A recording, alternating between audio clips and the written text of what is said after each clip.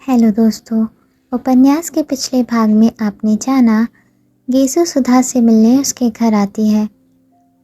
चंदर सुधा के लिए एक मास्टर भी ढूंढ देता है जो सुधा को पढ़ाने आता है।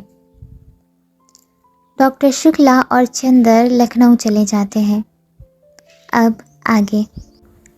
एक गम कदे की शाम, मन उदास, तबीयत उचटी सी, सितारों की रोशनी फीकी लग रही थी। मार्च की शुरुआत थी और फिर भी जाने शाम इतनी गर्म थी या सुधा को ही इतनी बेचैनी लग रही थी।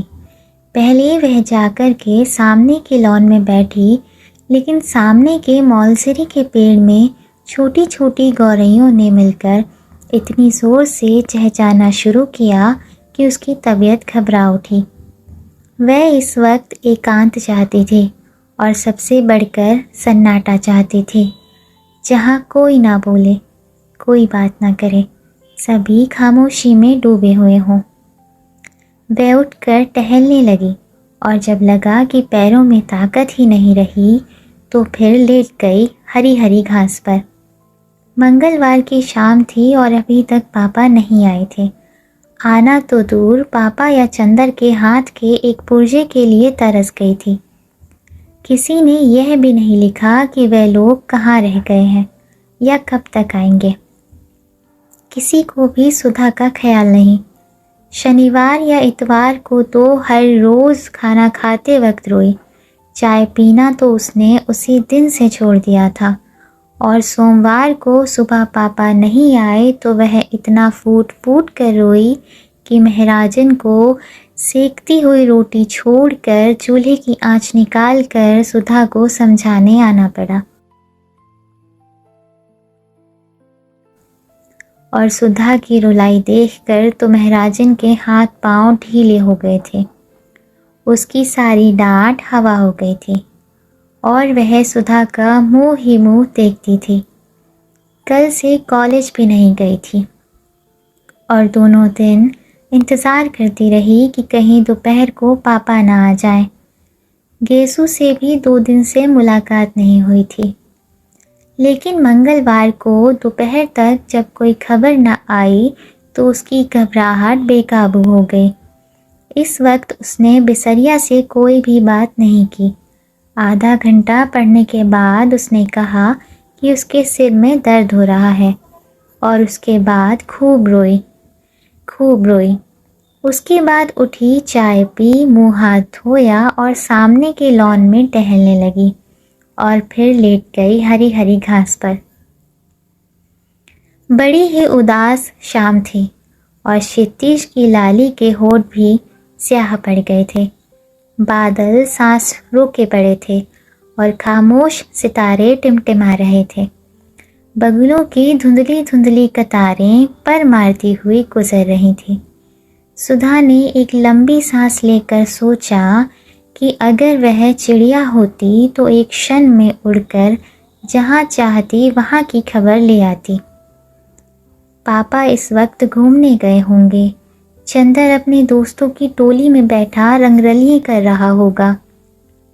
वहाँ भी दोस्त बना ही लिए होंगे उसने। बड़ा बातूनी है चंदर और बड़ा मीठे स्वभाव का। आज तक किसी से सुधा ने उसकी बुराई नहीं सुनी। सभी उसको प्यार करते थे, यहाँ तक कि महराजन जो सुधा को हमेशा डांटती रहती थी, चंदर का हमेशा पक्ष लेती थी और सुधा हर एक से पूछ लेती थी कि चंदर के बारे में उसका क्या राय है। लेकिन सब लोग जितनी चंदर की तारीफ करते वह उतना अच्छा उसे नहीं समझती थी। आदमी की परख तब होती है जब दिन रात बढ़ते। चंदर उसका ऊन कभी नहीं ला कर देता था। बादामी रंग का रेशम मंगाओ तो केसरिया रंग का ला देता था।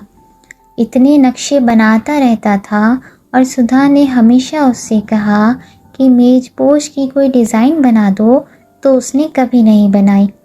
एक बार सुधा ने बहुत अच्छी वायल कानपुर से मंगवाई और चंदर ने कहा, लाओ ये बहुत अच्छी है, इस पर हम किनारे की डिज़ाइन बना देंगे। और उसके बाद उसने उसमें तमाम पान जैसा जाने क्या बना दिया। और जब सुधा ने पूछा ये क्या है तो बोला, लंका का नक्शा है। जब सुधा बिगड़ी तो बोला, लड़कियों के हृदय में रावण से मेघनाद तक करोड़ों राक्षसों का वास होता है, इसीलिए उनकी पोशाक में लंका का नक्शा ज़्यादा सुशोभित होता है। मारे गुस्से के सुधा ने वह धोती अपनी मालिन को दे डाली। यह सब बातें तो किसी को मालूम नहीं। उनके सामने तो ज़रा सा कपूर साहब हंस दिए, चार मजाक की बातें कर दी, छोटे मोटे उनके काम कर दिए, मीठी बातें कर ली और सब समझे कपूर साहब तो बिल्कुल गुलाब के फूल हैं। लेकिन कपूर साहब एक तीखे कांटे हैं जो दिन रात सुधा के मन में चुभते रहते हैं। यह तो दुनिया को नहीं मालूम। दुनिया क्या जाने कि सुधा कितनी परेशान रहती है चंदर की आदतों से। अगर दुनिया को मालूम हो जाए तो कोई चंदर की ज़रा भी तारीफ़ ना करे, सब सुधा को ही ज़्यादा अच्छा कहें। लेकिन सुधा कभी किसी से कुछ नहीं कहती, मगर आज उसका मन हो रहा था कि किसी से चंदर की जी भर कर बुराई कर ले तो उसका मन बहुत हल्का हो जाए। चलो बिटिया रानी, तई खा लेव, भीतर लेटो। अबहिन लेटे का बखत नहीं आवा। सहसा महराजिन ने आकर सुधा की स्वप्न श्रृंखला तोड़ते हुए कहा, अब हम नहीं खाएंगे, भूख नहीं है। सुधा ने अपने सुनहले सपनों में ही डूबी हुई बेहोश आवाज़ में जवाब दिया, खाए ले बिटिया, खाए पिए छोड़े से कसस काम चले, आव उठो। महराजन ने बड़े दुलार से कहा। सुधा पीछा छूटने की कोई आशा न देखकर उठ गई और चल दी खाने। कौर उठाते ही उसकी आंखों में आंसू छलक आए, लेकिन अपने को रोक लिया उसने।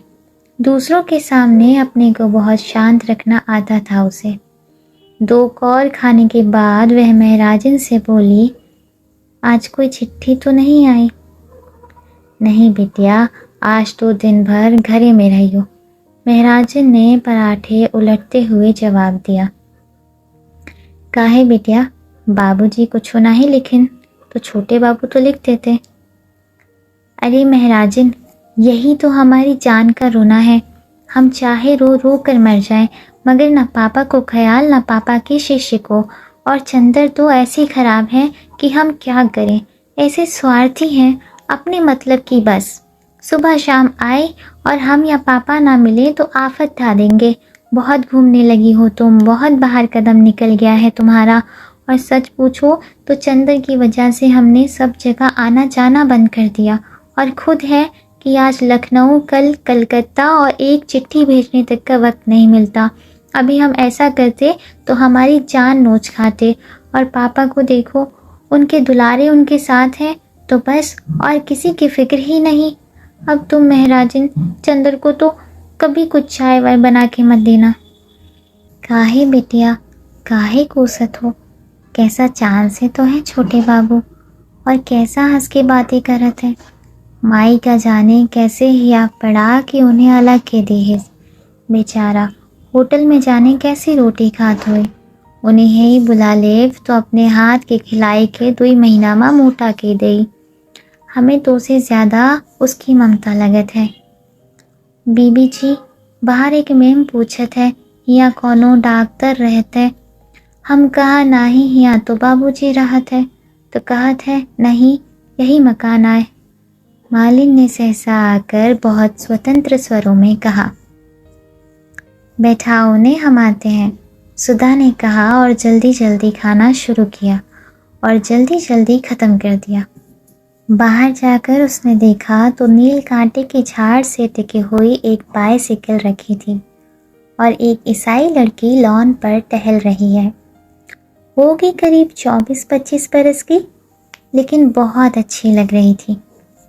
कहिए, आप किसे पूछ रही हैं? सुधा ने अंग्रेजी में पूछा। मैं डॉक्टर शुक्ला से मिलने आई हूँ, उसने शुद्ध हिंदुस्तानी में कहा। वो तो बाहर गए हैं और कब आएंगे कुछ पता नहीं। कोई खास काम है आपको? सुधा ने पूछा। नहीं, यूं ही मिलने आ गई। आप उनकी लड़की हैं? उसने साइकिल उठाते हुए कहा। जी हाँ, लेकिन अपना नाम तो बताती जाइए। मेरा नाम कोई महत्वपूर्ण नहीं, मैं उनसे मिल लूँगी। और हाँ, आप उसे जानती हैं, मिस्टर कपूर को? आप पम्मी हैं, मिस्टर क्रूज। सुधा को एकदम ख्याल आ गया। आइए आइए, हम आपको ऐसे नहीं जाने देंगे। चलिए बैठिए। सुधा ने बड़ी बेतकल्लुफ़ी से उसकी साइकिल पकड़ ली। अच्छा अच्छा चलो, कहकर पम्मी जाकर ड्राइंग रूम में बैठ गई। मिस्टर कपूर रहते कहाँ हैं? पम्मी ने बैठने से पहले पूछा। रहते तो वे चौक में हैं, लेकिन आजकल तो वे भी पापा के साथ बाहर गए हैं। वे तो आपकी एक दिन बहुत तारीफ़ कर रहे थे, बहुत तारीफ़। इतनी तारीफ़ कि किसी लड़की की करते तो हमने सुना नहीं। सचमुच? पम्मी का चेहरा लाल हो गया। वे बहुत अच्छे हैं, बहुत अच्छे हैं। थोड़ी देर पम्मी चुप रही, फिर बोली, क्या बताया था उन्होंने हमारे बारे में? तमाम। एक दिन शाम को तो हम लोग आप ही के बारे में बातें करते रहे, आपके भाई के बारे में बताते रहे, फिर आपके काम के बारे में बताया कि आप कितना तेज़ टाइप करती हैं, फिर आपकी रुचियों के बारे में बताया कि आपको साहित्य से बहुत शौक़ नहीं है और आप शादी से बेहद नफ़रत करती हैं और आप ज़्यादा मिलती जुलती नहीं, बाहर आती जाती नहीं। और मिस्टर क्रूज, ना, आप पम्मी कहिए मुझे। हाँ तो मिस पम्मी, शायद इसीलिए आप उसे इतनी अच्छी लगी कि आप कहीं आती जाती नहीं। वह लड़कियों का आना जाना और आज़ादी बहुत नापसंद करता है, सुधा बोली। नहीं, वह ठीक सोचता है, पम्मी बोली। मैं शादी और तलाक के बाद इसी नतीजे पर पहुंची हूँ कि 14 बरस से 34 बरस तक लड़कियों को बहुत शासन में रखना चाहिए, पम्मी ने गंभीरता से कहा। एक ईसाई मैम के मुंह से यह बात सुनकर सुधा दंग रह गई। क्यों? उसने पूछा। इसलिए कि इस उम्र में लड़कियां बहुत नादान होती हैं और जो कोई भी चार मीठी बातें करता है तो लड़कियां समझती हैं कि इससे ज़्यादा प्यार उन्हें कोई नहीं करता, और इस उम्र में जो कोई भी ऐरा गैरा उनके संसर्ग में आता है उसे वे प्यार का देवता समझने लगती हैं, और नतीजा ये होता है कि वे ऐसे जाल में फंस जाती हैं कि ज़िंदगी भर उससे छुटकारा नहीं मिलता। मेरा तो यह विचार है कि या तो लड़कियां 34 बरस के बाद शादियां करें जब वे अच्छा बुरा समझने के लायक हो जाए, नहीं तो मुझे तो हिंदुओं का कायदा सबसे ज़्यादा पसंद आता है कि 14 बरस के पहले ही लड़की की शादी कर दी जाए और उसके बाद उनका संसर्ग उसी आदमी से रहे जिससे उसे ज़िंदगी भर निबाह करना है, और अपने विकास क्रम से दोनों ही एक दूसरे को समझते चलें। लेकिन यह तो सबसे भद्दा तरीका है कि 14 और 34 बरस के बीच में लड़की की शादी हो या उसे आज़ादी दी जाए। मैंने तो स्वयं अपने ऊपर बंधन बांध लिए थे। तुम्हारी तो शादी अभी नहीं हुई? नहीं। बहुत ठीक, तुम 34 बरस के पहले शादी मत करना। अच्छा, हाँ, और क्या बताया चंदन ने मेरे बारे में? और तो कुछ खास नहीं। हाँ, ये कह रहा था आपको चाय और सिगरेट बहुत अच्छी लगती है। ओहो, देखिए मैं भूल ही गई, लीजिए सिगरेट मंगवाती हूँ। और सुधा ने घंटी बजाई। रहने दीजिए, मैं सिगरेट छोड़ रही हूँ। क्यों? इसलिए कि कपूर को अच्छा नहीं लगता और अब वह मेरा दोस्त बन गया है और दोस्ती में एक दूसरे से निभा ही करना पड़ता है। उसने आपसे यह नहीं बताया कि मैंने उसे दोस्त मान लिया है? पम्मी ने पूछा। जी हाँ, बताया था। अच्छा तो चाय लीजिए। हाँ हाँ, चाय मंगवा दीजिए। आपका कपूर से क्या संबंध है? पम्मी ने पूछा। कुछ नहीं, मुझसे भला क्या संबंध होगा उनका, जब देखिए तब बिगड़ते रहते हैं मुझ पर, और बाहर गए हैं और आज तक कोई खत नहीं भेजा। ये कहीं संबंध है? नहीं, मेरा मतलब आप उनसे घनिष्ठ हैं। हाँ, कभी वह छिपाते तो नहीं मुझसे कुछ? क्यों? तब तो ठीक है, सच्चे दिल के आदमी मालूम पड़ते हैं। आप तो ये बता सकती हैं कि उन्हें क्या क्या चीज़ें पसंद हैं? हाँ, उन्हें कविता पसंद है। बस कविता के बारे में बात ना कीजिए, कविता सुना दीजिए उन्हें, या कविता की किताब दे दीजिए उन्हें। और उनको सुबह घूमना पसंद है, रात को गंगा जी की सैर करना पसंद है, सिनेमा तो बहुत पसंद है, और क्या, चाय की पत्ती का हलवा पसंद है। ये क्या होता है? मेरा मतलब बिना दूध की चाय उन्हें पसंद है। अच्छा अच्छा। देखिए, आप सोचेंगी कि मैं इस तरह से मिस्टर कपूर के बारे में पूछ रही हूँ जैसे मैं कोई जासूस हूँ, लेकिन असल बात मैं आपको बता दूँ, मैं पिछले 2-3 साल से अकेली रहती रही, किसी से भी मैं नहीं मिलती जुलती थी। उस दिन मिस्टर कपूर गए तो पता नहीं क्यों मुझ पर प्रभाव पड़ा। उनको देखकर ऐसा लगा कि यह आदमी है जिसमें दिल की सच्चाई है, जो आदमियों में बिल्कुल नहीं होती। तभी मैंने सोचा कि इनसे दोस्ती कर लूं। लेकिन चूंकि एक बार दोस्ती करके विवाह और विवाह के बाद अलगाव में भोग चुकी हूँ, इसीलिए इनके बारे में पूरी जांच पड़ताल कर लेनी चाहिए। लेकिन दोस्त तो अब बना ही चुकी हूँ। चाय आ गई थी और पम्मी ने सुधा के प्याले में चाय डाली। ना, मैं तो अभी खाना खा चुकी हूँ, सुधा बोली। पम्मी ने 2-3 चुस्कियों के बाद कहा, आपके बारे में चंदर ने मुझसे कहा था। कहा होगा, सुधा मुँह बिगाड़ कर बोली। मेरी बुराई कर रहे होंगे और क्या। पम्मी चाय के प्याले से उठते हुए धुएं को देखती हुई अपने ही ख्याल में डूबी थी। थोड़ी देर बाद बोली, मेरा अनुमान गलत नहीं होता। मैंने कपूर को देखते ही समझ लिया था कि यही मेरे लिए उपयुक्त मित्र है। मैंने कविता पढ़नी बहुत दिनों से छोड़ दी, लेकिन किसी कवित्री ने, शायद मिसेज ब्राउनिंग ने कहीं लिखा था कि वह मेरी ज़िंदगी में रोशनी बनकर आया। उसे देखते ही मैं समझ गई कि यह वही आदमी है जिसके हाथ में मेरे दिल के सभी राज सुरक्षित रहेंगे। वह खेल नहीं करेगा और प्यार भी नहीं करेगा। जिंदगी में आकर भी जिंदगी से दूर और सपनों में बंद कर भी सपनों से अलग, ये बात कपूर पर बहुत लागू होती है। माफ़ करना मिस सुधा, मैं आपसे इसीलिए कह रही हूँ कि आप इनकी घनिष्ठ हैं और आप उन्हें बतला देंगी कि मेरा क्या ख्याल है उनके बारे में। अच्छा, अब मैं चलूँगी। बैठिए ना, सुधा बोली। नहीं, मेरा भाई अकेला खाने के लिए इंतज़ार कर रहा होगा, उठते हुए पम्मी ने कहा। आप बहुत अच्छी हैं। इस वक्त आप आई तो मैं थोड़ी सी चिंता भूल गई, वरना मैं 3 दिन से उदास थी। बैठिए, कुछ और चंदर के बारे में बताइए ना। अब नहीं, वह अपने ढंग का अकेला आदमी है, ये मैं कह सकती हूँ। ओह, तुम्हारी आंखें बड़ी सुंदर हैं, देखूं। और उसने छोटे बच्चे की तरह उसके मुंह को हथेलियों से ऊपर उठाकर कहा, बहुत सुंदर आंखें हैं। माफ़ करना, मैं कपूर से इतनी ही बेतकल्लुफ़ हूँ। सुधा छेप गई, उसने आंखें नीची कर ली। पम्मी ने अपनी साइकिल उठाते हुए कहा, कपूर के साथ आप आइएगा।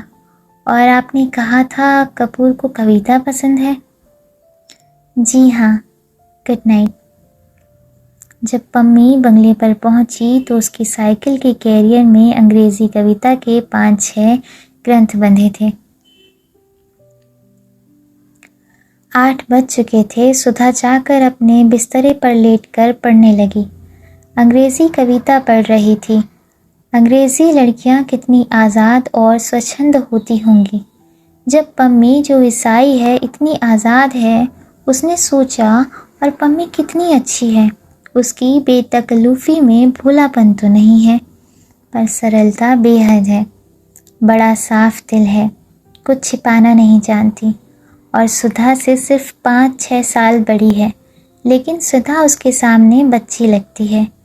कितना जानती है पम्मी और कितनी अच्छी समझ है उसकी। और चंदर की तारीफ करते नहीं थकती। चंदर के लिए उसने सिगरेट छोड़ दी।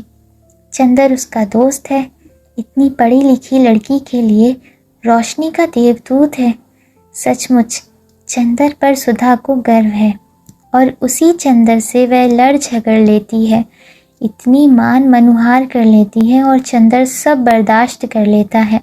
वरना चंदर के इतने बड़े बड़े दोस्त हैं और चंदर की इतनी इज्जत है, अगर चंदर चाहे तो सुधा की रत्ती भर परवाह न करे, लेकिन चंदर सुधा की भली बुरी बात बर्दाश्त कर लेता है और वह कितना परेशान करती रहती है चंदर को।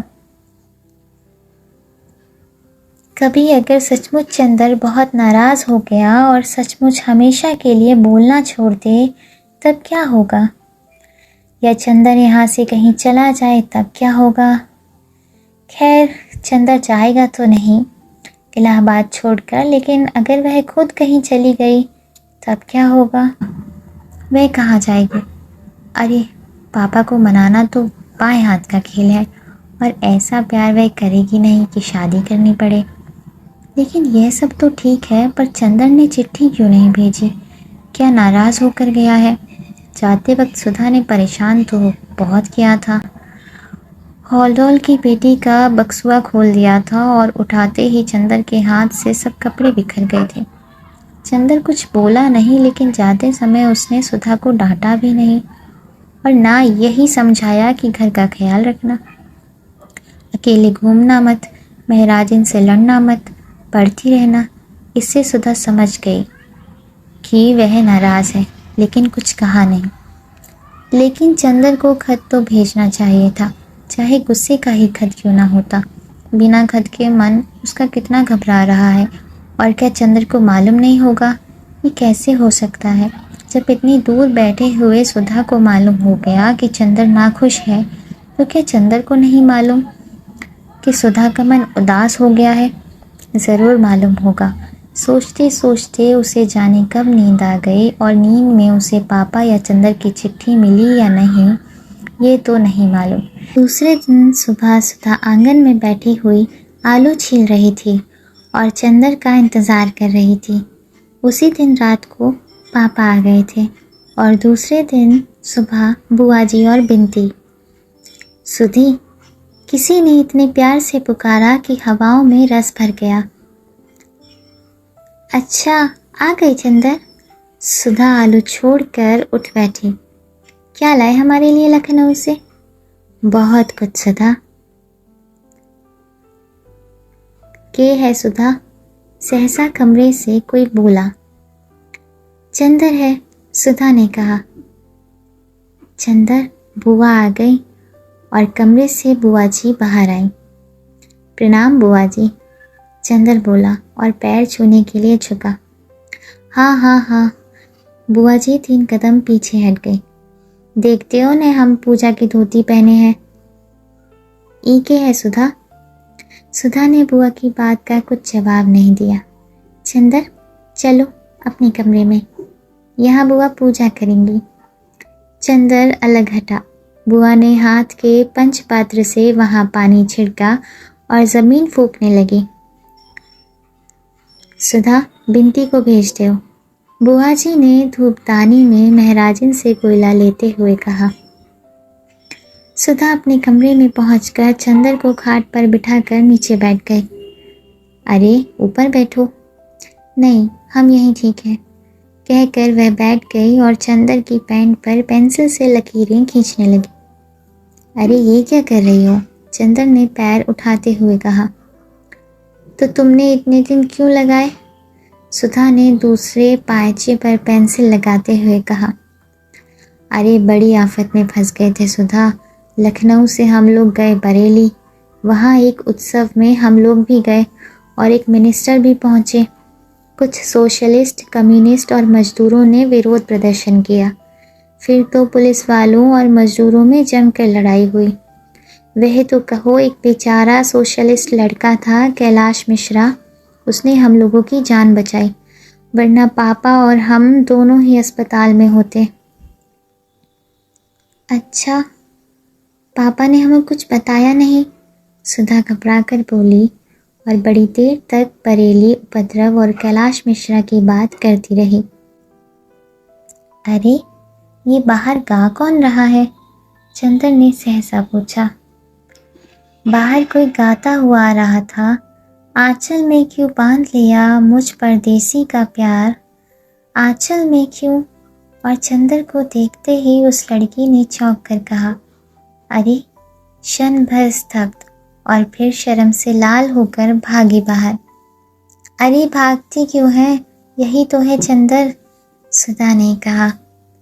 लड़की बाहर रुक गई और गर्दन हिलाकर इशारे से कहा, मैं नहीं आऊँगी, मुझे शर्म लगती है। अरे चलिए देखो, हम अभी पकड़ लाते हैं, बड़ी झक्की है ये, कहकर सुधा उठी। वह फिर भागी। सुधा पीछे पीछे भागी। थोड़ी देर बाद सुधा अंदर आई तो सुधा के हाथ में उस लड़की की चोटी और वह बेचारी बुरी तरह अस्त व्यस्त थी। दांत से अपनी आंचल का छोर दबाए हुए थी। बाल की 3-4 लटें मुंह पर झुक रही थी और लाज के मारे सिमटी जा रही थी, और आंखें थी कि मुस्कुराए या रोए, ये तय ही नहीं कर पाई थी। देखो चंदर, देखो, सुधा हाँफ रही थी। यही है बिनती, मोटकी कहेंगी, इतनी मोटी है कि दम निकल गया हमारा। सुधा बुरी तरह हाँफ रही थी। चंदर ने देखा बेचारी की बुरी हालत थी। मोटी तो बहुत नहीं थी, पर हाँ, गांव की तंदुरुस्ती थी। लाल चेहरा, जिसे शर्म ने तो दूना बना दिया था। एक हाथ से अपनी चोटी पकड़े थी, दूसरे से अपने कपड़े ठीक कर रही थी और दांत से आंचल पकड़े। छोड़ दो उसे, ये क्या है सुधा, बड़ी जंगली हो तुम, चंदर ने डांट कर कहा। जंगली मैं हूँ या ये? छोटी छोड़कर सुधा बोली, ये देखो, दांत काट लिया है इसने। सचमुच सुधा के कंधे पर दांत के निशान बने हुए थे। चंदर इस संभावना पर बेतहाशा हंसने लगा कि इतनी बड़ी लड़की दांत काट सकती है। क्यों जी, इतनी बड़ी हो गई और दांत काटती हो? उसकी हंसी रुक नहीं रही थी। सचमुच ये तो बड़े मज़े की लड़की है। बिनती है इसका नाम। क्यों रे, महुआ बिनती थी क्या वहाँ, जो बुआ जी ने बिनती नाम रखा है? वह पल्ला ठीक से ओढ़ चुकी थी। बोली, नमस्ते। चंदर और सुधा दोनों हंस पड़े। अब इतनी देर बाद याद आई। चंदर और भी हंसने लगा। बिनती, ए बिनती, बुआ की आवाज़ आई। बिनती ने सुधा की ओर देखा और चली गई। और कहो सुधी, चंदर बोला, क्या हाल चाल रहा यहाँ? फिर भी एक चिट्ठी भी तो नहीं लिखी तुमने, सुधा बड़ी शिकायत के स्वर में बोली। हमें रोज़ रुलाई आती थी, और तुम्हारी वो आई थी। हमारी वो? चंदर ने चौंक कर कहा। अरे हाँ, तुम्हारी पम्मी रानी। अच्छा, वो आई थी, क्या बात हुई? कुछ नहीं, तुम्हारी तस्वीर देखकर रो रही थी, सुधा ने उंगलियां नचाते हुए कहा।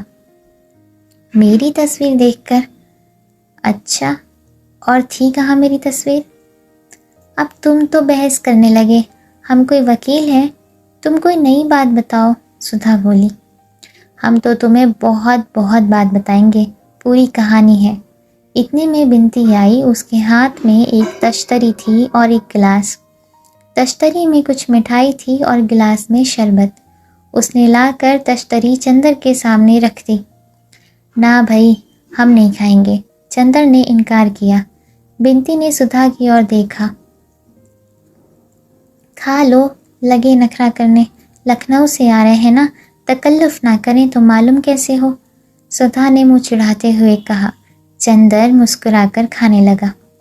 दीदी के कहने पर खाने लगे आप? बिनती ने अपने हाथ की अंगूठी की ओर देखते हुए कहा। चंदर हंस दिया, कुछ बोला नहीं। बिनती चली गई। बड़ी अच्छी लड़की मालूम पड़ती है, चंदर बोला।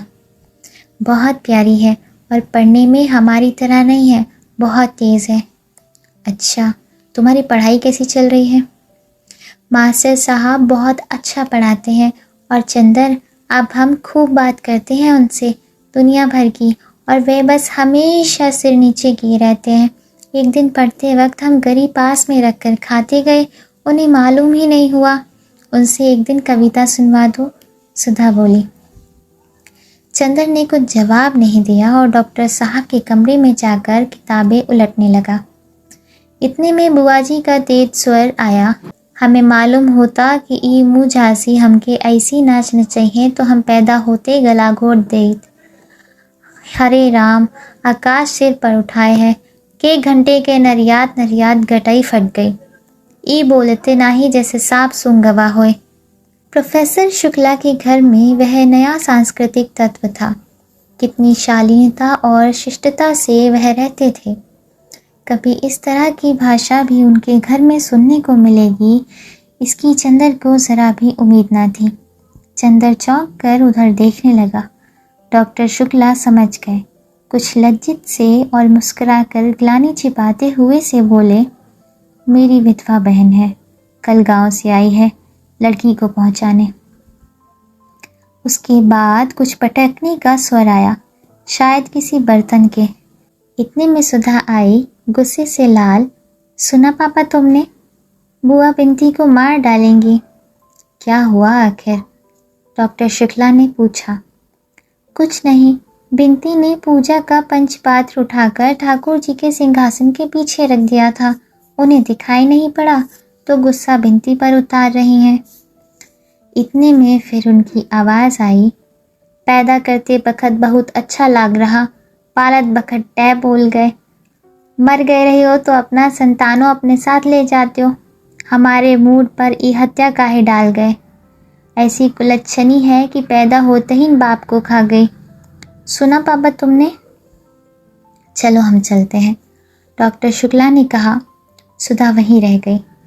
चंदर से बोली, ऐसा बुरा स्वभाव है बुआ का कि बस बिंती ऐसी है कि इतना बर्दाश्त कर लेती है। बुआ ने ठाकुर जी का सिंहासन साफ करते हुए कहा, रोवत काहे हो? कौन तुम्हारे माई बाप को गरियावा है कि असवा ढरकाए रहे हो? ये सब चोचला अपने ओ को दिखाई हो जाके। 2 महीना और है, अबहिन से उधियानी ना जाओ। अब अभद्रता सीमा पार कर चुकी थी। बिंती, चलो कमरे के अंदर, हटो सामने से। डॉक्टर शुक्ला ने डांट कर कहा, अब ये चरखा बंद होगा या नहीं? कुछ शर्म हया है या नहीं तुम में? बिंती सिसकते हुए अंदर गई। स्टडी रूम में देखा कि चंदर है तो उल्टे पांव लौट आई सुधा के कमरे में और फूट फूट कर रोने लगी। डॉक्टर शुक्ला लौट आए। अब हम ये सब करेंगे, अपना काम करें। अच्छा, कल से घर में महाभारत मचा रखा है। कब जाएंगी ये सुधा? कल जाएंगी। पापा, अब बिंती को कभी मत भेजना इनके पास, सुधा ने गुस्सा भरे स्वर में कहा। अच्छा जाओ, हमारा खाना परोसो। चंदर, तुम अपना काम यहाँ करो। यहाँ शोर ज़्यादा हो तो तुम लाइब्रेरी में चले जाना, आज भर की तकलीफ़ है। चंदर ने अपनी कुछ किताबें उठाई और उसने चला जाना ही ठीक समझा। सुधा खाना परोसने चली गई। बिंती रो रो कर और तकिए पर सिर पटक कर अपनी कुंठा और दुख उतार रही थी। बुआ घंटी बजा रही थी। दबी जबान जाने क्या बकती जा रही थी। यह घंटी के भक्ति भावना भरे मधुर स्वर में सुनाई नहीं देता था। लेकिन दूसरे दिन बुआ गई नहीं। जब 3-4 दिन बाद चंदर गया तो देखा बाहर के सेहन में डॉक्टर शुक्ला बैठे हुए हैं और दरवाज़ा पकड़कर बुआ जी खड़ी बातें कर रही हैं। लेकिन इस वक्त बुआ जी काफ़ी गंभीर थी और किसी विषय पर मंत्रणा कर रही थी। चंदर के पास पहुंचने पर फौरन वो चुप हो गई और चंदर की ओर सशंकित नेत्रों से देखने लगी। डॉक्टर शुक्ला बोले, आओ चंदर बैठो। चंदर बगल की कुर्सी खींचकर बैठ गया तो डॉक्टर साहब बुआ जी से बोले, हाँ हाँ बात करो। अरे ये तो घर के आदमी है, इनके बारे में सुधा ने नहीं बताया तुम्हें? ये चंदर है, हमारे शिष्य, बहुत अच्छा लड़का है। अच्छा भैया बैठो। तू तो एक दिन और आए रही हो, बीए में पढ़ा था सुधा के संगे। नहीं बुआ जी, मैं रिसर्च कर रहा हूँ। वाह, बहुत खुशी भई तो को देख के। हाँ तो सुकुल, वे अपने भाई से बोली, फिर यही ठीक होई। बिंती का ब्याह टाल देव और अगर ई लड़का ठीक हुई जाए तो सुधा का ब्याह आषाढ़ भर में निपटाए देव। अब अच्छा नहीं लागत। ठेठू ऐसी बिटिया सूनी मांग लिए छर्रावल करत है एहर ओहर। बुआ बोली। हाँ ये तो ठीक है, डॉक्टर शुक्ला बोले। मैं खुद सुधा का ब्याह अब टालना नहीं चाहता। बीए तक की शिक्षा काफ़ी है, वरना फिर हमारी जाति में तो लड़के नहीं मिलते। लेकिन ये जो लड़का तुम बता रही हो तो घर वाले कुछ ऐतराज़ तो नहीं करेंगे? और फिर लड़का तो हमें अच्छा लगा, लेकिन घर वाले पता नहीं कैसे हों। अरे तो घर वालन से का करेगा है तो को। लड़का तो अलग है, अपने आप पढ़ रहा है, और लड़की अलग रही है, ना सास का डर ना ननद की धौंस। हम पत्री मंगवाए दई थे, मिलवाए ले। डॉक्टर शुक्ला ने स्वीकृति में सिर हिला दिया। तो फिर बिनती के बारे में क्या कहत हो? अगहन तक टाल दिए जाए ना? बुआ जी ने पूछा। हाँ हाँ, डॉक्टर शुक्ला ने विचार में डूबे हुए कहा। तो फिर तुम ही जूता पिटाओ बई नक्कू से कह दियो आए कि कल से हमारी छाती पर मूंग दलत है। तो फिर तुम ही इन जूता पिटाओ बई नक्कू से कह दियो आए कि कल से हमारी छाती पर मूंग दलत है। बुआ जी ने चंदर की ओर किसी को निर्देशित करते हुए कहा और चली गई। चंदर चुपचाप बैठा था, जाने क्या सोच रहा था। शायद कुछ भी नहीं सोच रहा था, मगर फिर भी अपनी विचार शून्यता में ही खोया हुआ सा था। जब डॉक्टर शुक्ला उसकी ओर मुड़े और कहा चंदर, तो वह एकदम से चौंक गया और जाने किस दुनिया से लौट आया। डॉक्टर साहब ने कहा, अरे तुम्हारी तबीयत खराब है क्या? नहीं तो, एक फीकी हंसी हंसकर चंदर ने कहा। तो मेहनत बहुत कर रहे होगे। कितने अध्याय लिखे अपनी थीसिस के? अब मार्च ख़त्म हो रहा है और पूरा अप्रैल तुम्हें थीसिस टाइप कराने में लगेगा और मई में हर हालत में जमा हो जानी चाहिए। जी हाँ, बड़े थके स्वर में चंदर ने कहा। 10 अध्याय हो ही गए हैं, 3 अध्याय और होने हैं और अनुक्रमणिका बनानी है। अप्रैल के पहले सप्ताह तक ख़त्म हो ही जाएगा। अब सिवा थीसिस के और करना ही क्या है? एक बहुत गहरी सांस लेते हुए चंदर ने कहा और माथा थाम कर बैठ गया। कुछ तबीयत ठीक नहीं है तुम्हारी? चाय बनवा लो। लेकिन सुधा तो नहीं है ना, महाराजिन है, डॉक्टर साहब बोले। अरे सुधा? सुधा के नाम पर चंदर चौंक गया। हाँ, अभी वह सुधा के ही बारे में सोच रहा था जब बुआ जी बात कर रही थी। क्या सोच रहा था? देखो, उसने याद करने की कोशिश की पर कुछ याद नहीं आ रहा था। पता नहीं क्या सोच रहा था।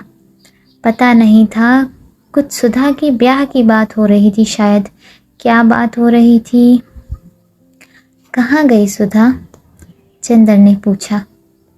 आज शायद साबिर साहब के यहाँ गई है। उनकी लड़की उनके साथ पढ़ती है ना, वहीं गई है बिनती के साथ। अब इम्तिहान को कितने दिन रह गए हैं? अभी घूमना बंद नहीं हुआ उनका? नहीं, दिन भर पढ़ने के बाद उठी थी। उसके भी सिर में दर्द था, चली गई। घूम फिर लेने दो बेचारी को, अब तो जा ही रही है, डॉक्टर शुक्ला बोले एक हंसी के साथ जिसमें आंसू छलके पड़ते थे। कहाँ तय हो रही है सुधा की शादी? बरेली में। अब उसकी बुआ ने बताया है, जन्म पत्री दी है, मिलवा लो। फिर तुम ज़रा सब बातें देख लेना। तुम तो थीसिस में व्यस्त रहोगे, मैं जाकर लड़का देखाऊंगा। फिर मई के बाद जुलाई तक सुधा का ब्याह कर देंगे। तुम्हें डॉक्टरेट मिल जाए और यूनिवर्सिटी में जगह मिल जाए, बस हम तो लड़का लड़की दोनों से फारिग। डॉक्टर शुक्ला बहुत अजब स्वरों में बोले। चंदर चुप रहा। बिनती को देखा तुमने? थोड़ी देर बाद डॉक्टर ने पूछा। हाँ वही ना जिनको डांट रही थी ये उस दिन? हाँ वही, उसके ससुर आए हुए हैं। उनसे कहना है कि अब शादी अगहन पूस के लिए टाल दें, पहले सुधा की हो जाए और वह बड़ी है और हम चाहते हैं कि बिंती को तब तक विदुषी का दूसरा खंड भी दिला दें। आओ उनसे बात कर लें अभी। डॉक्टर शुक्ला उठे, चंदर भी उठा और उसने अंदर जाकर बिंती के ससुर के दिव्य दर्शन प्राप्त किए। वह एक पलंग पर बैठे थे, लेकिन वह अभागा पलंग उनके उदर के ही लिए नाकाफी था। वह चित्त पड़े थे और सांस लेते थे तो पुराणों की उस कथा का प्रदर्शन हो जाता था कि धीरे धीरे पृथ्वी का गोला वाहरा के मुंह पर कैसे ऊपर उठा होगा। सिर पर छोटे छोटे बाल और कमर के एक अंगोछे के अलावा सारा शरीर दिगंबर। सुबह शायद गंगा नहा कर आए थे, क्योंकि पेट तक में चंदन रोली लगी हुई थी। डॉक्टर शुक्ला जाकर बगल में कुर्सी पर बैठ गए। कहिए दुबे जी, कुछ जलपान किया आपने? पलंग चिरमराया। उस विशाल मांसपिंड ने एक भूडोल आया और दुबे जी जलपान की याद करके गदगद होकर हंसने लगे। एक थलथलाहट हुई और कमरे की दीवारें गिरते गिरते बची। दुबे जी ने उठकर बैठने की कोशिश की, लेकिन असफल होकर लेटे ही लेटे कहा, हो सब आपकी कृपा है। खूब छक्के मिष्ठान पाया। अब ज़रा शरबत औरबत कुछ मिले तो जो कुछ पेट में जलन है सो शांत होए। उन्होंने पेट पर अपना हाथ फेरते हुए कहा, अच्छा, अरे भाई ज़रा शरबत बना देना। डॉक्टर शुक्ला ने दरवाजे की ओट में खड़ी हुई बुआ जी से कहा। बुआ जी की आवाज़ सुनाई पड़ी, बाप रे, ये 2.5 मन की लहस, कम से कम मसक भर के शरबत तो उली चली हैं। चंदर को हंसी आ गई। डॉक्टर शुक्ला मुस्कुराने लगी, लेकिन दुबे जी के दिव्य मुखमंडल पर कहीं शोभ या उल्लास की रेखा न आई। चंदर मन ही मन सोचने लगा, प्राचीन काल के ब्रह्मानंद सिद्ध महात्मा ऐसे ही होते होंगे। बुआ एक गिलास में शरबत ले आई। दुबे जी काह काह कर उठे और एक सांस में शरबत गले के नीचे उतार कर गिलास नीचे रख दिया। दुबे जी, एक प्रार्थना है आपसे। डॉक्टर शुक्ला ने हाथ जोड़कर बड़े विनीत स्वर में कहा। नहीं, बात काट कर दुबे जी बोले, बस अब हम कुछ ना खावें। आप बहुत सत्कार किए, हम यहीं से छक गए। आपको देख के तो हमें बड़ी प्रसन्नता भई। आप सचमुच दिव्य पुरुष हो, और फिर आप तो लड़की के मामा हो, और ब्याह शादी में जो है सो मामा का पक्ष देखा जाता है। ई तो भगवान ऐसा जोड़ मिलाइन है कि वर पक्ष और कन्या पक्ष दो इनके मामा बड़े ज्ञानी हैं। आप हैं तो उन कॉलेज में प्रोफेसर, और हमार साल लड़का के मामा जोन है तो उन डाकघर में मुंशी है। आपकी कृपा से, दुबे जी ने गर्व से कहा। चंदर मुस्कुराने लगा। अरे सो तो आपकी नम्रता है, लेकिन मैं सोच रहा हूँ कि गर्मियों में अगर ब्याह न रखकर जाड़ों में रखा जाए तो ज़्यादा अच्छा होगा। तब तक आपके सत्कार की हम कुछ तैयारियाँ भी कर लेंगे। डॉक्टर शुक्ला बोले। दुबे जी इसके लिए तैयार नहीं थे। वे बड़े अचरज में भरकर उनकी ओर देखने लगे, लेकिन बहुत कहने सुनने के बाद अंत में वह इस शर्त पर राज़ी हुए कि अगहन तक हर तीज त्योहार पर लड़की के लिए कुर्ता धोती का कपड़ा और 11-12 रुपए नजराना जाएगा, और अगहन में अगर ब्याह हो रहा है तो सास, ननंद और जिठानी के लिए गरम साड़ी जाएगी। और जब जब दुबे जी गंगा नहाने प्रयागराज आएंगे तो उनका रोचना एक थाल कपड़े और एक स्वर्ण मंडित जौ से होगा। जब डॉक्टर शुक्ला ने यह स्वीकार कर लिया तो दुबे जी ने उठकर अपना झालम झोला कुर्ता गले में अटकाया और अपनी गठरी हाथ में उठाकर बोले, अच्छा तो अब आज्ञा देव, हम चलिए अब, और ये रुपया लड़की को दे दियो। अब बात पक्की है। और अपनी टेंट से उन्होंने एक मुड़ा हुआ तेल लगा हुआ 5 रुपए का नोट निकाला और डॉक्टर साहब को दे दिया। चंदर, एक तांगा कर दो दुबे जी को। अच्छा, आओ हम भी चलें। जब ये लोग लौटे तो बुआ जी एक थैली से कुछ धर निकाल रही थी। डॉक्टर शुक्ला ने नोट बुआ जी को देते हुए कहा, लो, ये दे गए तुम्हारी समधी जी लड़की को। 5 का नोट देखा तो बुआ जी सुलग उठी। न गहना न गुड़िया, ब्याह पक्का कर गए ये कागज के टुकड़े से।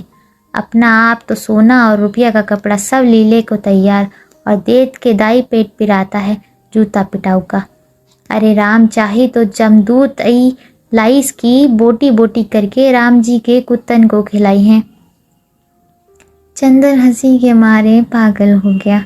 बुआ जी ने थैली का मुंह बांधा और बोली, अब वहीं तक बिनती का पता नहीं, और ओ तुर्खिन मलेच्छन के हियाँ कुछ खा पी ली तो फिर हमरे हियाँ गुजारा नहीं ना होगा।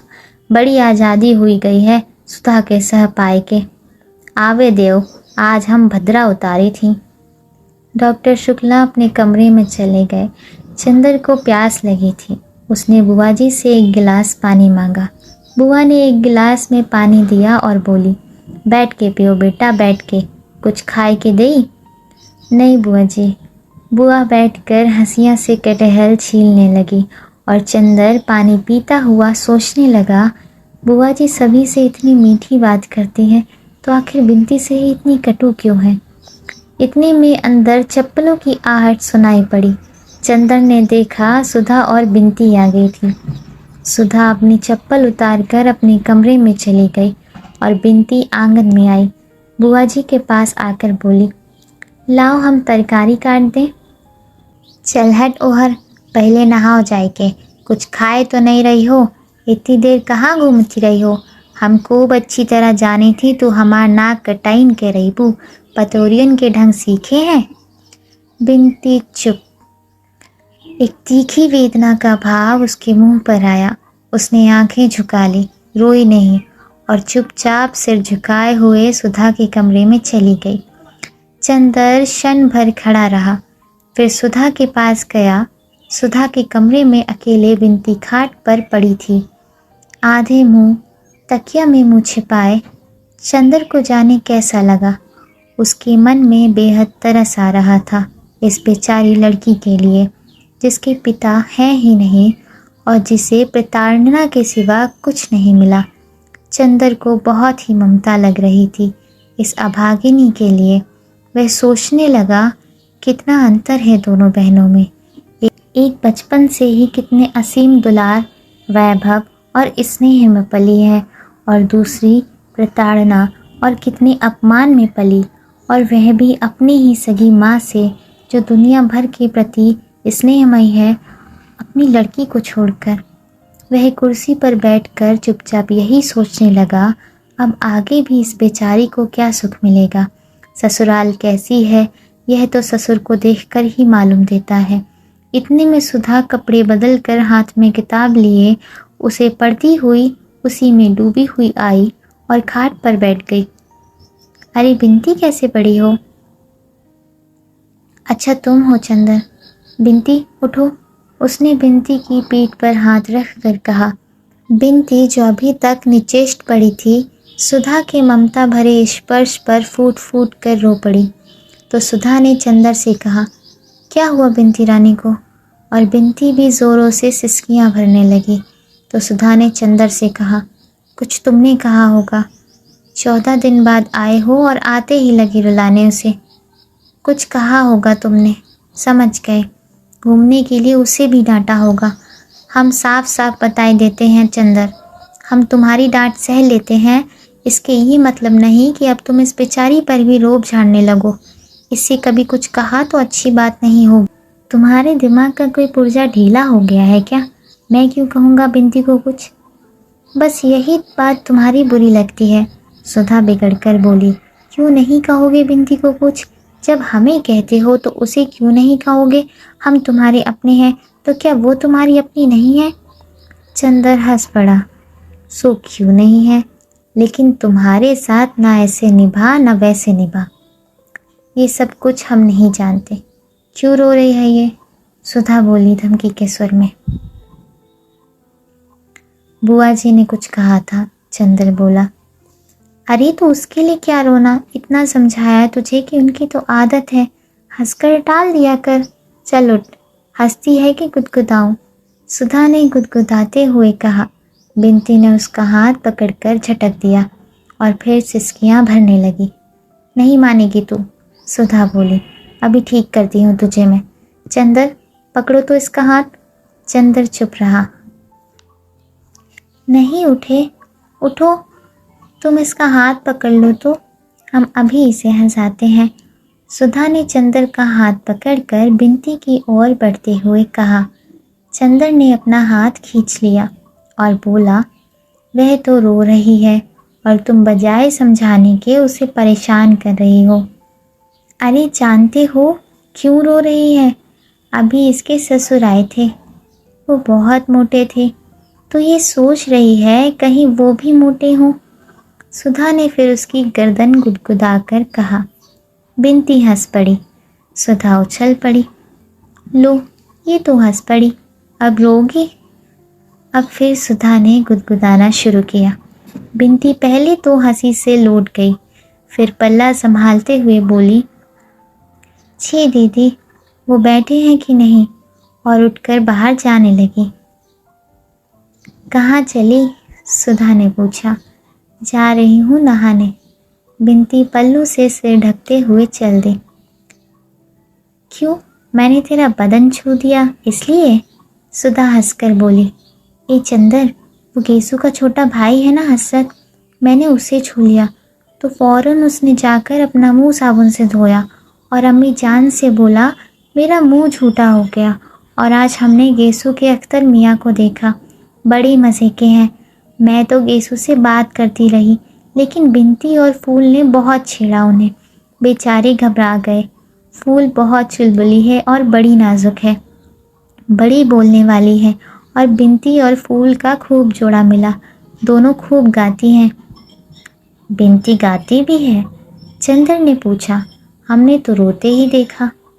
अरे बहुत अच्छा गाती है, इसने एक गांव का गाना बहुत अच्छा गाया था। अरे देखो, वह सब बताने में हम तुम पर गुस्सा होना तो भूल ही गए। कहाँ रहे 4 रोज़? बोलो, बताओ जल्दी से। व्यस्त थे सुधा, अब थीसिस 3 हिस्सा लिख गए हैं। इधर हम लगातार 5 घंटे से बैठकर लिखते थे। चंदर बोला। 5 घंटे? सुधा बोली। दूध आजकल पीते हो कि नहीं? हाँ हाँ, 3 गाय खरीद ली है। चंदर बोला। नहीं, मजाक नहीं, कुछ खाते पीते रहना, कहीं तबीयत खराब हुई तो हमारा इम्तिहान है, पड़े पड़े मक्खी मारोगे, और अब हम देखने भी नहीं आ सकेंगे। अब कितना कोर्स बाकी है तुम्हारा? कोर्स तो ख़त्म था हमारा, कुछ कठिनाइयाँ थी, सो पिछले 2-3 हफ्ते में मास्टर साहब ने बता दी थी, अब दोहराना है। लेकिन बिनती का इम्तिहान मई में है, उसे भी तो पढ़ाना है। अच्छा, अब हम चलें? अरे बैठो, फिर जाने कै दिन बाद आओगे। आज बुआ तो चली जाएंगी, फिर कल से यहीं पढ़ो ना। तुमने बिनती के ससुर को देखा था? हाँ देखा था। चंदर उनकी रूपरेखा याद करके हंस पड़ा। बाप रे, पूरे टैंक थे वो तो। बिनती की ननद से तुम्हारा ब्याह करवा दें, करोगे? सुधा बोली। लड़की इतनी ही मोटी है, उसे कभी डांट लेना तो देखेंगे तुम्हारी हिम्मत। ब्याह? एकदम से चंदर को याद आ गया, अभी बुआ ने बात की थी सुधा के ब्याह की, तब उसे कैसा लगा था? कैसा लगा था? उसका दिमाग घूम गया था, लगा जैसे एक असहनीय दर्द था या क्या था जो उसकी नस नस को तोड़ गया एकदम। क्या हुआ चंदर? अरे चुप क्यों हो गए? डर गए मोटी लड़की के नाम से? सुधा ने चंदर का कंधा पकड़कर झकझोरते हुए कहा। चंदर एक फीसी हंसी हंसकर रह गया और चुपचाप सुधा की ओर देखने लगा। सुधा चंदर की निगाह से सहम गई। चंदर की निगाह में जाने क्या था, एक अजब सा पथराया सूनापन, एक जाने किस दर्द की अमंगल छाया, एक जाने किस पीड़ा की मूक आवाज़, एक जाने कैसी पिघलती हुई सी उदासी, और वह भी गहरी, जाने कितनी गहरी। और चंदर था कि एक टक देखता जा रहा था, एक टक अपलक। सुधा को जाने कैसा लगा, ये अपना चंदर तो नहीं, ये अपने चंदर की निगाह तो नहीं है। चंदर तो ऐसी निगाह से इस तरह अपलक तो सुधा को कभी नहीं देखता था। नहीं, यह चंदर की निगाह तो नहीं। इस निगाह में न शरारत है, ना डांट, ना दुलार और ना करुणा। इसमें कुछ ऐसा है जिससे सुधा बिल्कुल परिचित नहीं, जो आज चंदर में पहली बार दिखाई पड़ा। सुधा को जैसे डर लगने लगा, जैसे वह कांप उठी। नहीं, ये कोई दूसरा चंदर है जो उसे इस तरह देख रहा है। ये कोई अपरिचित है, कोई अजनबी, किसी दूसरे देश का कोई व्यक्ति जो सुधा को। चंदर, चंदर, तुम्हें क्या हो गया? सुधा की आवाज़ मारे डर के कांप रही थी। उसका मुंह पीला पड़ गया, उसकी सांस बैठने लगी थी। चंदर, और जब उसका कुछ बस ना चला तो उसकी आंखों में आंसू छलक गए। हाथों पर एक गरम गरम बूंद आकर पड़ते ही चंदर चौंक गया। अरे सुधी, रो मत। नहीं पगली, हमारी तबीयत कुछ ठीक नहीं है, एक गिलास पानी तो ले आओ। सुधा अब भी काँप रही थी। चंदर की आवाज़ में अभी भी वह मुलायमियत नहीं आ पाई। वह पानी लाने के लिए उठी। नहीं, तुम कहीं मत जाओ, तुम बैठो यहीं। उसने उसकी हथेली अपने माथे पर रखकर जोर से अपने हाथों में दबा ली और कहा, सुधा।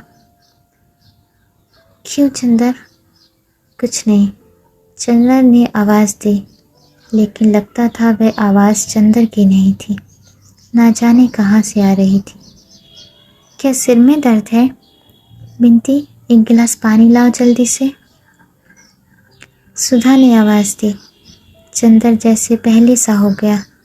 अरे, अभी मुझे क्या हो गया था? तुम क्या बात कर रही थी सुधा?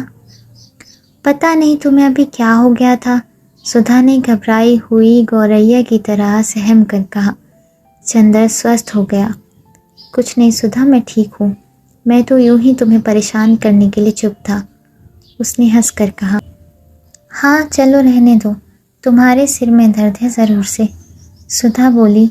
बिनती पानी लेकर आ गई थी। लो पानी पियो। नहीं, हमें कुछ नहीं चाहिए, चंदर बोला। बिनती ज़रा पेन बाम ले आओ। सुधा ने गिलास ज़बरदस्ती उसके मुंह से लगाते हुए कहा। बिनती पेन बाम ले आई थी। बिनती तू ज़रा लगा दे इनके। अरे खड़ी क्यों है? कुर्सी के पीछे खड़ी होकर माथे पर ज़रा हल्की उंगली से लगा दे। बिनती आज्ञाकारी लड़की की तरह आगे बढ़ी, लेकिन फिर हिचक गई। किसी अजनबी लड़के के माथे पर कैसे पेन बाम लगा दे? चलती है या अभी काट देंगे यहीं? मुटकी कहेंगी, खा खा कर मुटानी है, ज़रा सा काम नहीं होता। बिनती ने हार कर पेन बाम लगाया। चंदर ने उसका हाथ हटा दिया तो सुधा ने बिनती के हाथ से पेन बाम लेकर कहा, आओ हम लगा दें। बिनती पेन बाम देकर चली गई तो चंदर बोला, अब बताओ क्या बात कर रही थी? हाँ, बिनती के ब्याह की। ये उनके ससुर तो बहुत ही भद्दे मालूम पड़ रहे थे। क्या देखकर ब्याह कर रही हो तुम लोग? पता नहीं क्या देखकर ब्याह कर रही हैं बुआ। असल में बुआ पता नहीं क्यों बिनती से इतनी चिढ़ती हैं। वह तो चाहती हैं किस तरह से बोझ टले सिर से, लेकिन चंदर, ये बिनती बड़ी खुश है। ये तो चाहती है कि किसी तरह जल्दी से ब्याह हो। सुधा मुस्कुराती हुई बोली। अच्छा, ये खुद ब्याह करना चाहती है? चंदर ने ताज्जुब से पूछा। और क्या, अपने ससुर की खूब सेवा कर रही थी सुबह। बल्कि पापा तो कह रहे थे कि अभी यह बीए कर ले तब ब्याह करो। हमारे पापा ने कहा इससे पूछने को। हमने पूछा तो कहने लगी बीए करके भी वही करना होगा, तो बेकार टालने से क्या फ़ायदा। फिर पापा हमसे बोले कि कुछ वजहों से अगहन में ब्याह होगा, तो बड़े ताज्जुब से बोली, अगहन में? सुधी, तुम जानती हो अगहन में उसका ब्याह क्यों टल रहा है?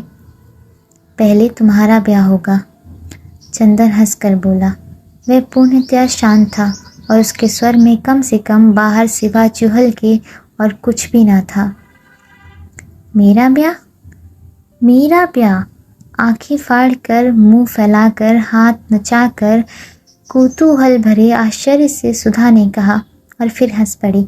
खूब हंसी। कौन करेगा मेरा ब्याह? बुआ, पापा करने ही नहीं देंगे। हमारे बिना पापा का काम ही नहीं चलेगा। और बाबू साहब, तुम किस पर आकर रंग जमाओगे? ब्याह मेरा। सुधा ने मुंह बिचकाकर उपेक्षा से कहा। नहीं सुधा, मैं गंभीरता से कह रहा हूँ। 3-4 महीने के अंदर तुम्हारा ब्याह हो जाएगा।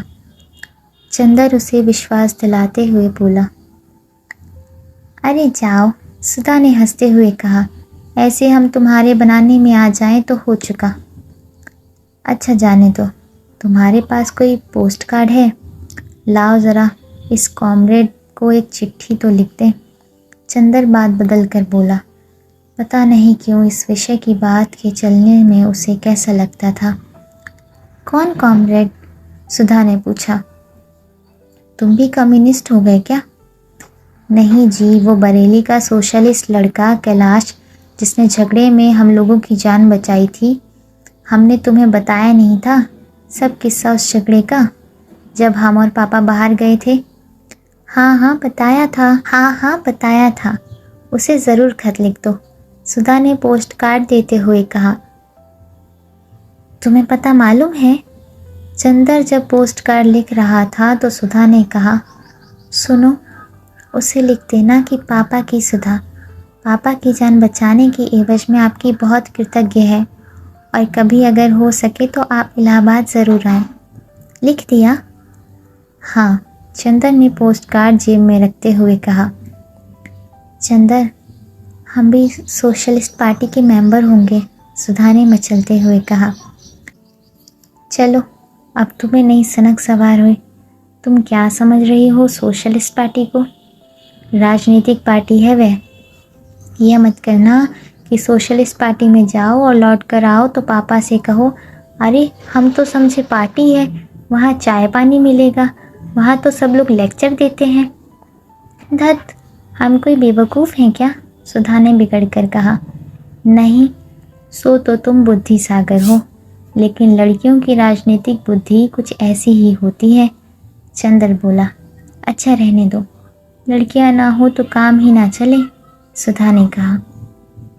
अच्छा सुधा, आज कुछ रुपए दोगी?